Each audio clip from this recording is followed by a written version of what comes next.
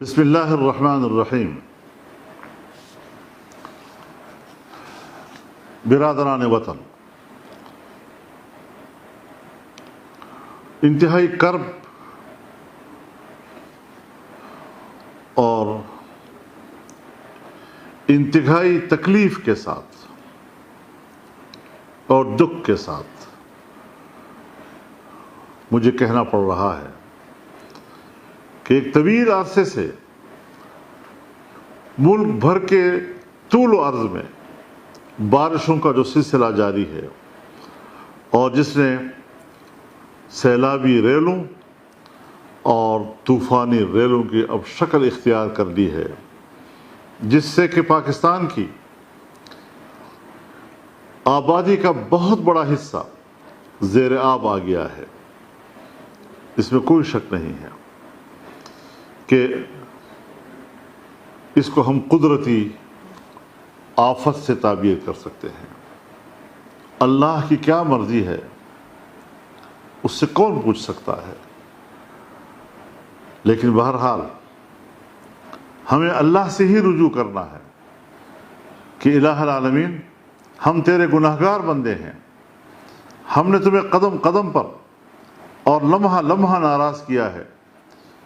یا اللہ ہم سب کو، پوری قوم کو معاف فرما دے۔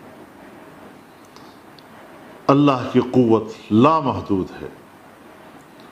صرف پاکستان کی حکومت نہیں، دنیا بھر کی حکومتیں بھی مل جائیں تب بھی ان کی قوت محدود ہے، اور پانی جس علاقے کو گھیر لیتی ہے وہاں محصور لوگوں تک رسائی بھی ایک بڑا مسئلہ بن جاتا ہے۔ مسلسل حکومت کی کوشش، وزراء اپنے اپنے حلقوں میں جا رہے ہیں، لیکن بے بسی کا منظر نظر آ رہا ہوتا ہے۔ اس وقت بھی صورتحال بہت ہی بری ہے، انتظامیہ جگہ جگہ پر بے بس نظر آ رہی ہے، ہمیں ٹیلی فونیں کر کے کہتی ہے کہ انسانی طاقت سے معاملہ بالکل باہر ہو چکا ہے۔ اس لیے ضروری ہے میرے بھائیوں، میں اپنی جمعیت علماء اسلام کی نچلی سطح تک کی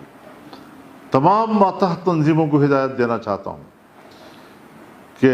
ہر سطح پر کیمپ قائم کیے جائیں، مخیر حضرات کو دعوت دی جائے، ان کو کھانے پینے کی اشیاء ضرورت مہیا کی جائیں، خیمے مہیا کی جائیں، شیلٹر دیے جائیں،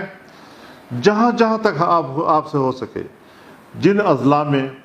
کوئی آفت نہیں، طوفان نہیں، سیلاب نہیں، ان علاقوں سے بھی عرض کرتا ہوں کہ آپ بھی اپنے اپنے علاقوں میں کیمپ بنائیں اور کیمپ قائم کر کے لوگوں کو دعوت دیں، مخیر حضرات کو بلائیں اور وہاں سے تیار کھانے وہاں تک پہنچانے کی کوشش کریں، نقد کی صورت میں ہو، جنس کی صورت میں ہو، خیموں کی صورت میں ہو، جس صورت میں بھی ہو۔ اس وقت یہ جو متاثرہ لوگ ہیں وہ ہماری امداد کے مستحق ہیں، اور ہم اللہ کو جواب دہ ہوں گے، اس لیے فوری طور پر اپنا فرض سمجھتے ہوئے اس متاثرہ انسانیت کی مدد کے لیے نکلیں۔ ان کی مدد کے لیے آپ وہاں مقامی طور پر جس کو آپ بہتر سمجھتے ہیں